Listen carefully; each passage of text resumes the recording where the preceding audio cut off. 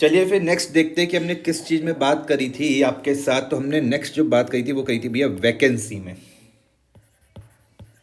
याद आ रहा है? Vacancy in the office of president,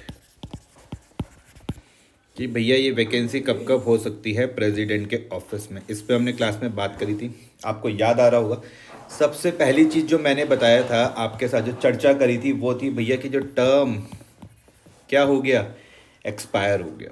जो टर्म था वो क्या हो गया, एक्सपायर हो गया। ठीक है जी। तो मैं इसको किस तरीके से लिख सकता हूँ, मैं लिख सकता हूँ भैया expiration, expiration of the term.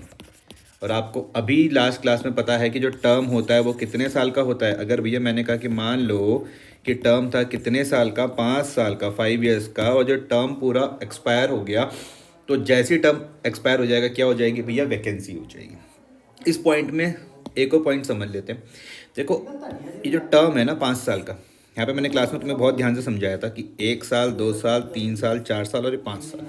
1, 2, 3, 4, 5 तो जैसे ही टर्म एक्सपायर होने वाला होगा ना, जैसे ही ये टर्म एक्सपायर होने वाला होगा, इससे पहले ही हम लोग क्या कर लेंगे, नेक्स्ट प्रेसिडेंट के लिए, नेक्स्ट प्रेसिडेंट के इलेक्शन हो चुके होंगे।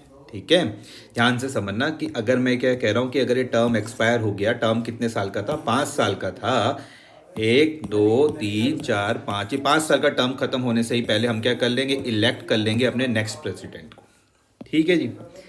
दूसरी चीज जो मैंने तुमको बताई थी कि भैया कैसे हो सकती है वैकेंसी, तो दूसरी मैंने बताई थी अगर उन्होंने क्या कर दिया, रेजिग्नेशन दे दिया। क्या दे दिया, रेजिग्नेशन। प्रेसिडेंट ने क्या कर दिया, अगर रेजिग्नेशन दे दिया तो इस कारण की वजह से भी वैकेंसी हो सकती है। और अगर आपको ध्यान होगा तो रेजिग्नेशन किसको दिया जाता है, वाइस प्रेसिडेंट को। बहुत सही जवाब। ठीक है।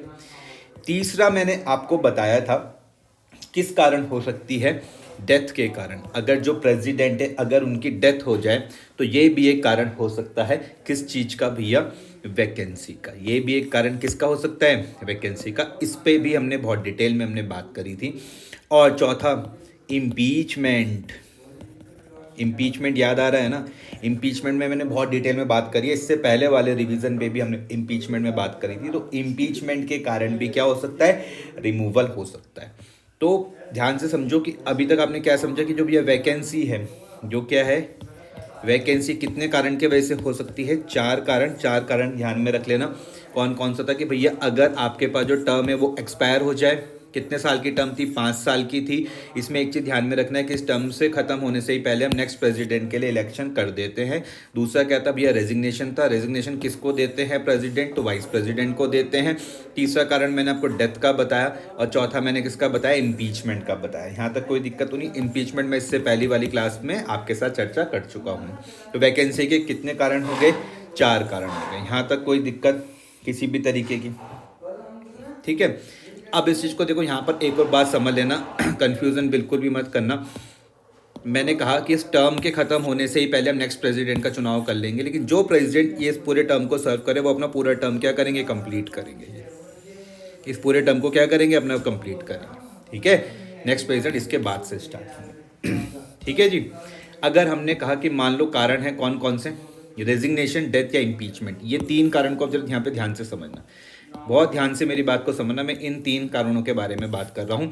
कौन कौन सा है वो, रेजिग्नेशन है, प्लस डेथ है, प्लस इम्पीचमेंट है। ध्यान से समझिए, 3 कारणों को ध्यान से समझना। कौन कौन सा, रेजिग्नेशन, डेथ या इम्पीचमेंट। इन 3 कारणों में अगर हमारे पास प्रेसिडेंट का ऑफिस वैकेंट हो जाता है तो उनके ऑफिस में कौन आएंगे, वाइस प्रेसिडेंट। वाइस प्रेसिडेंट क्या बन जाएंगे, प्रेसिडेंट बन जाएंगे। समझ में आ गई बात या नहीं आ रही, कोई सिंपल है, कोई दिक्कत की बात तो नहीं।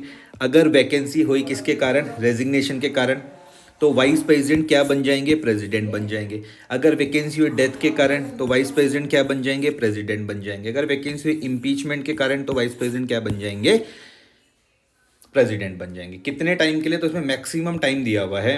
इसमें हमारे पास जो भी है मैक्सिमम टाइम है, कितना मैक्सिमम टाइम कितना है, 6 महीने। और इन 6 महीने के दौरान क्या हो जाएंगे, दोबारा से री इलेक्शन हो जाएंगे। मैक्सिमम टाइम याद रखना कि वाइस प्रेसिडेंट, प्रेसिडेंट कितने टाइम के लिए रह सकते हैं, तो ये रखना, elected with in maximum time क्या है, 6 महीने, और इस 6 मंथ के अंदर क्या हो जाएगा, री इलेक्शन हो जाएगा। तो मेरे हिसाब से आपका ये फटाफट से वैकेंसी रिवाइज हो चुका होगा। Vacancy in the office of president में किसी भी तरीके की कोई दिक्कत नहीं आई होगी। कितने कारण हैं, 4 कारण, या तो टर्म हो जाए कंप्लीट, टर्म एक्सपायर हो जाए, दूसरा रेजिग्नेशन, तीसरा डेथ, और जो चौथा था वो क्या था, इम्पीचमेंट था। ठीक है, यहाँ तक समझ में आ गया। RDI समझ गए कि भैया जब रेजिग्नेशन हो, डेथ हो, या फिर इम्पीचमेंट हो, इन तीनों कंडीशन में वाइस प्रेसिडेंट क्या बन जाएंगे, प्रेसिडेंट बन जाएंगे। ठीक है, कितने टाइम के लिए, मैक्सिमम 6 मंथ के लिए, और हमें 6 मंथ में क्या करवाना पड़ेगा, री इलेक्शन करवाना पड़ेगा, किसके लिए, प्रेसिडेंट के लिए। कंफ्यूज बिल्कुल भी मत होना इसमें।